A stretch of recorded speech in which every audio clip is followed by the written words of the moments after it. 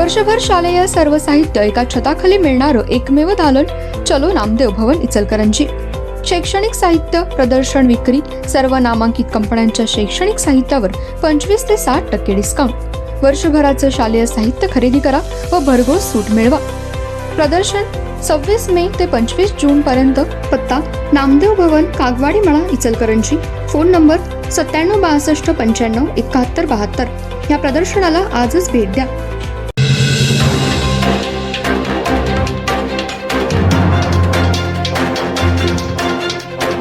नमस्कार, मी तेजस्विनी मगदूम। एम मराठीमध्ये आपल्या सर्वांचं स्वागत आहे। पाहूया ठळक घडामोडी। हातकणंगले लोकसभा मतदारसंघातून महायुतीचे उमेदवार माननीय श्री धैर्यशील मानेदादा यांची खासदारपदी निवड झाल्याबद्दल हार्दिक अभिनंदन। शुभेच्छुक युवती सेना जिल्हा प्रमुख सलोनीताई शिंद्रे व सामाजिक कार्यकर्ते ऋतुराज शिंद्रे। हातकणंगले लोकसभा मतदारसंघामध्ये यंदाच्या लोकसभा निवडणुकीत धार्मिक व राजकीय ध्रुवीकरणात नरेंद्र मोदींना पाडायचा आणि मोदीला निवडून आणायचे या दोन विचारधारेत सामान्यांचा प्रश्न धरून जाणाऱ्यांचा बळी गेलाय। तर सामान्य शेतकरीही माझ्यासोबत राहिला नाही याची खंत मला वाटतो। हा निकाल निराशाजनक असून याच्यावर विचारमंथन करू अशी भावना माजी खासदार राजू शेट्टी यांनी कार्यकर्त्यांसमोर मांडली। लोकसभा 2024च्या निवडणुकीनंतर आज मतमोजणी पार पडली।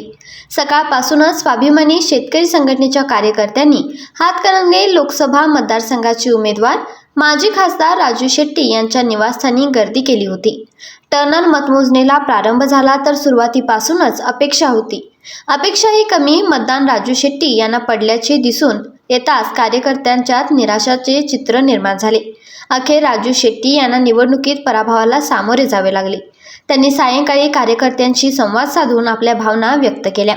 यावेळी सौरभ शेट्टी, वैभव कांबळे, सुभाष शेट्टी यांच्यासह हजारो कार्यकर्ते उपस्थित होते। यावेळी शेट्टी यांनी मी खासदार म्हणून का निवडणुकीत उभे राहिलो, सामान्य शेतकऱ्यांनी विसरले असे मत व्यक्त केले। ही जी मते पडलीत ही विचारांच्या मुशीत तयार झालेली मते आहेत। ती मला पडली आहेत मतदानानंतर असे निकाल लागेल असा अंदाज आला नाही। पुढील दिशा ठरवली जाईल तोपर्यंत कार्यकर्त्यांनी शांत राहा असे आवाहन केले। तर आज कुठलाही उद्योगपती येतो, बँकेचं कर्ज काढतो, बुडवतो आणि ते सोडून बोलून जातो। असं जवळपास 14-15 लाख कोटी रुपयाची कर्ज उडवून उद्योगपती गेले। मग विद्यार्थ्यांना शिक्षणासाठी कर्ज देत असताना या बँका का खळखळ करतात, त्यांना काय कर्ज मिळत नाही, हा मुद्दा आपण घेतलेला होता। पण आमच्या विद्यार्थ्यांनी ते समजूनच घेतलं नाही। मला खासदार व्हायचं होतं कारण मला सगळे लोकसभेमध्ये आवाज उठवायचा होता। जर साखरेच्या निर्यातीवर बंदी घातली नसती तर यावर्षी सुद्धा आम्ही 4,500 रुपयाच्या वर उसाला भाव घेतला असता। तो का आमच्या साखरेच्या निर्यातीला बंदी घातली हे इतर खासदारांची विचारण्याची हिंमत नव्हती, म्हणून मला त्या ठिकाणी जायचं होतं। पण ते आमच्या ऊस उत्पादकांनी सुद्धा लक्षात घेतलं नाही, कारण त्यांनी लक्षात घेतलं असतं तर एवढी कमी मतं मला मिळालीच नसती। तोच मुद्दा खताच्या दरवाढीचा आहे, तोच मुद्दा शेतकऱ्यांच्या इतर प्रश्नाचा आहे। सोयाबीनच्या दराचा असेल किंवा अन्य दराचा असेल, हे प्रश्न देशाचं धोरण जिथं ठरतं त्या ठिकाणी विचारलं असतं आणि शेतकऱ्यांचा आवाज म्हणून त्या ठिकाणी आपल्याला ती भूमिका घेऊन जायची होती। परंतु त्याच्यापेक्षा लोकांना महत्त्व वाटलं, कशाचं वाटलं तर ते मोदीला ठेवायचं काय घालवायचं। ह्याच्यामध्ये दुर्दैवानं आमची सगळी सामान्य माणसं सुद्धा बळी पडली, एकाकी पडली। ही जी काय विचाराच्या मुशीत तयार झालेली जे काही कार्यकर्ते आहेत त्यांची जेवढी मतं आपल्याला मिळू शकली, बाकीचे कारण असतो आमच्याबरोबर। यावेळी सर्वसामान्य शेतकरी सुद्धा कितपत ठाम राहिला याबद्दल मला शंका वाटायला लागलेली आहे। आणि त्यामुळे हा सगळा विचार केल्यानंतर आता मला वाटतं की गेली 25-30 वर्ष ही चळवळ मी चालवतोय। आता एक पिढी बदलली, आता राजकारणाकडे समाजकारणाकडे बघण्याचा दृष्टिकोन लोकांचा बदलत चाललेला आहे। आणि त्यामुळं कदाचित लोकांना असं वाटलं असेल की हे जुनं झालं, असंही वाटू शकतं। त्यामुळे या सगळ्यावर आपल्याला एकदा पुनर्विचाराचा काहीतरी करावा लागेल। परंतु आता ही ती वेळ नाही आहे।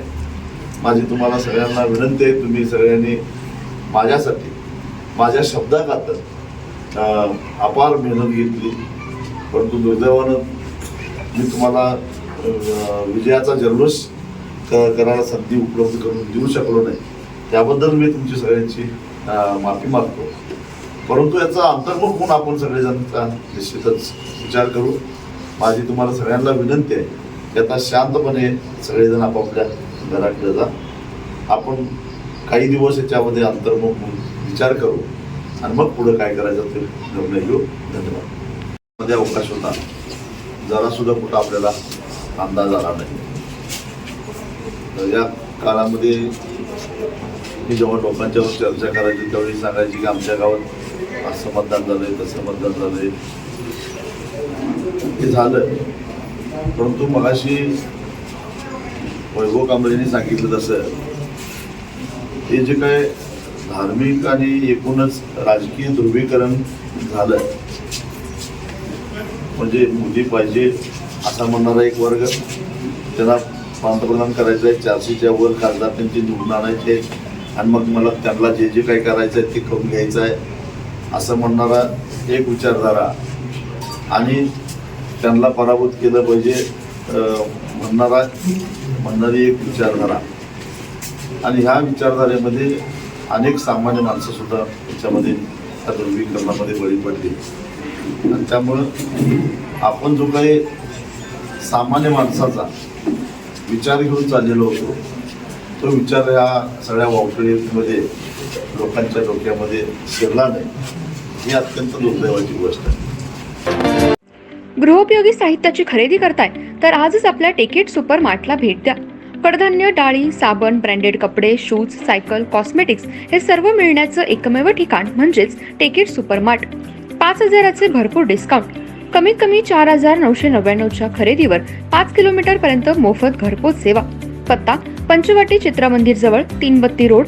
संपर्क 92 97 97 50 00.